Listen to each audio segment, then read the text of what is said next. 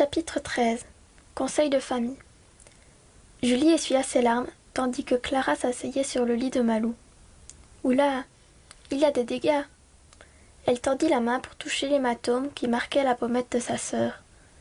Malou grimaça en arrêtant son geste. « Qu'est-ce qui vous est arrivé ?»« Un type a crié un stop, » expliqua Julie. « Je l'ai vu trop tard. » Malou corrigea. « De toute façon, il était prévu que tu te casses les côtes aujourd'hui. »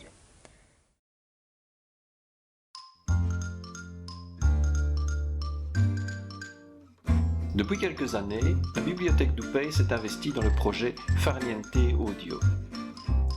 Pour rappel, ce projet est une initiative solidaire qui a pour cadre le prix Farniente, un prix qui récompense chaque année un roman pour la jeunesse. Le projet Farniente Audio offre aux ados aveugles ou malvoyants la possibilité de participer au prix Farniente grâce à d'autres ados qui mettent en voix les romans sélectionnés dans le cadre du prix. Ces audiolivres seront ensuite prêtés via les bibliothèques de la Ligue Braille et de l'ASBL La Lumière pour que ces jeunes aveugles ou malvoyants puissent voter pour le livre qu'ils ont préféré. En 2018, Bibloop y a participé pour la première fois et ce fut un véritable succès. Ce n'est pas moins de 22 adolescents entre 12 et 17 ans qui se sont lancés dans cette aventure avec énergie et enthousiasme pour réaliser le livre audio L'effet ricochet de Nadia Coste. Ce fut une très belle aventure humaine pour tous ces jeunes bénévoles. Depuis, l'expérience a été renouvelée. Nous commençons par rencontrer les jeunes ados lors de leur visite à la bibliothèque, mais aussi via les réseaux sociaux pour constituer une nouvelle équipe. Enfin, pas entièrement nouvelle, puisque certains d'entre eux reviennent plusieurs années de suite. Quoi qu'il en soit, ils manifestent toujours le même enthousiasme. Lire à voix haute n'est pas une mince affaire. S'entraîner chez soi est indispensable. Chacun sa technique. Confortablement devant son bureau, ou, pour certains, vautrer sur leur lit. Son père lui faisait la classe. Dans son absence, mais grâce à ce système de coffre Pour aider les jeunes lecteurs, la librairie L'Oiseau Lire, notre partenaire dans l'aventure, a organisé des séances de coaching. Prononciation, rapidité, intensité, intonation sont autant de paramètres auxquels il faut être attentif pendant la lecture. Il convient aussi d'être confortablement installé. Je dis plus fort. Je suis. Enfin, je suis pas. Oui. Faire plus. Je suis Riki et ridicule. Ah oui, et aussi, n'hésitez pas à bien mettre les deux pieds à plat. Et à essayer de vous tenir plus droit pour regarder la cage thoracique ouverte et avoir plus d'air. Ça vous évitera aussi de bouger. Ici, à un moment donné, vous avez les deux pieds à plat et le plus droit possible. Ça viendra aussi quand vous connaîtrez mieux votre texte. Ça va. Après cette période d'entraînement, les choses sérieuses peuvent commencer. Les séances d'enregistrement. Les enregistrements se font désormais à la bibliothèque d'Hermal, bien adaptée pour mettre en place un studio temporaire. Ce ne sont pas moins d'une dizaine de séances qui sont organisées pour enregistrer tous les chapitres de l'ouvrage sélectionné, à raison de 2 ou 3 adolescents par séance. Bonjour Laura. Bonjour. Salut Ellie, salut Émilie. Alors vous êtes prête pour enregistrer? Ouais. Allez. Une séance d'enregistrement est une autre expérience. Face au micro, ce n'est pas tout à fait comme pendant les séances de coaching. Maintenant, les jeunes lecteurs sont véritablement confrontés aux particularités et aux contraintes de la lecture à voix haute. Chacune et chacun a connu ses propres difficultés. Alors, dis-moi ce que tu as trouvé ou ce qui t'a semblé difficile dans la façon de lire pour enregistrer. D'habitude, je lis dans ma tête, mais c'est pas tellement ça qui m'a posé problème parce que on répète 2-3 fois et moi, généralement, c'est bon.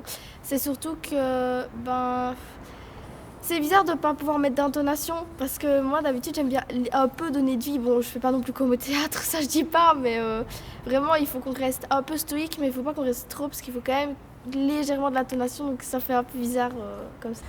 Le truc, c'est souvent la prononciation de certains mots parce que, des fois, par exemple, il y a des mots un peu spéciaux. Comme je suis dans ma tête, je sais les personnages qui prononcent le mot. c'est bizarre dit comme ça, mais c'est vrai, j'entends les personnages parler. Et du coup, quand c'est moi qui dois le dire, j'hésite toujours à comment le dire et du coup je me trompe, des fois. Moi, je suis une personne timide à la base, du coup, j'ai du mal à lire devant les autres, même en classe par exemple, je suis gênée de le faire.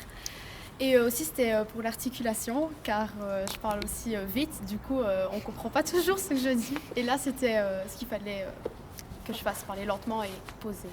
Voilà, même. Voilà. Donc, des petits ajustements sont encore nécessaires. Et puis, il faut bien l'avouer, il y a un peu de stress. Et après un plat de petites boules, je fais une pause. Oui, c'est ça. Laura se charge d'arranger tout cela Je serre mon avant sac et contre pendant moi. les prises. Ok. Donc je serre mon sac contre moi. À l'intérieur, il y a les étuis plats de petites boules. Les enfants de Naya. Derniers petits moments de concentration, de relecture sont bien utiles. Chut. Laissons-les maintenant présenter leur travail. Prix littéraire Farniente, sélection 2022. Et le désert disparaîtra de Marie Pavlenko aux éditions Flammarion. Ce roman a été mis en voie par les jeunes lecteurs de Bibloop, le réseau des bibliothèques d'Oupey et de la librairie L'Oiseau Lire de Visé. Le but de ces audiolivres est de donner la possibilité à des ados non et malvoyants de participer au prix Farniente. Des jeunes et les adultes qui les accompagnent ont mis toute leur motivation et leur enthousiasme dans la réalisation de ces enregistrements. Mais il ne s'agit pas d'un travail de pro. C'est pourquoi nous vous demandons, à vous qui allez maintenant découvrir leur lecture, de considérer cette mise en voie, avant tout, comme un simple geste de solidarité. Merci. À présent, concentration, les enregistrements peuvent débuter. Je me mets sur les genoux, m'approche, titube, puis, délicatement, je touche le tronc. Je longe un large promontoire qui bouche l'horizon sur ma droite. Non. Je finis par décider de le gravir. Mon père s'est approché d'un buisson constellé de petites boules vert foncées. J'ai demandé à descendre, mais il a refusé. Je raconte à ma mère que je vais jouer avec ce lac. Les boules C'est faux. sont du poids Je me prépare, Les buissons ne servent chaparde, m'organise. à Lui traîne avec lui. Alors bon, ce que je voulais d'abord, moi ce que j'ai remarqué, je ne sais pas si tu seras d'accord avec moi, c'est la motivation des jeunes. Depuis la première année, le premier projet, on a vraiment été hyper surpris, agréablement surpris par toute cette motivation, par tous ces jeunes qui sont venus d'eux-mêmes, dans un cadre qui n'était pas du tout scolaire, donc en dehors des heures de cours, pas pour des poids, solidaires, avec l'envie d'aider les autres ados qui, eux, n'avaient pas accès à la lecture comme eux. Et une fois le boulot terminé, tu as eu des retours de certains d'entre eux, satisfaits Alors des retours, oui, j'en ai eu. Déjà, j'en ai qui ont participé à toutes les éditions.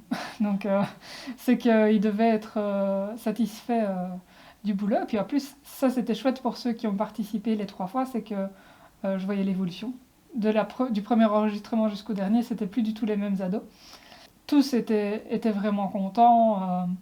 La première édition, on avait la possibilité d'organiser, c'était avant le Covid, une réunion par après où on a profité pour discuter, manger tous ensemble, un peu voir leur ressenti par rapport à ça. On avait aussi des ados aveugles ou malvoyants qui fréquentaient la bibliothèque de l'ASBL La Lumière, qui étaient là pour discuter avec eux.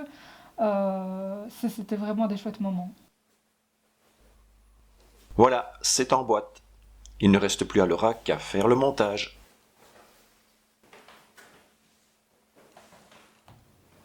Laura, tu avais besoin d'un coup de main peut-être ?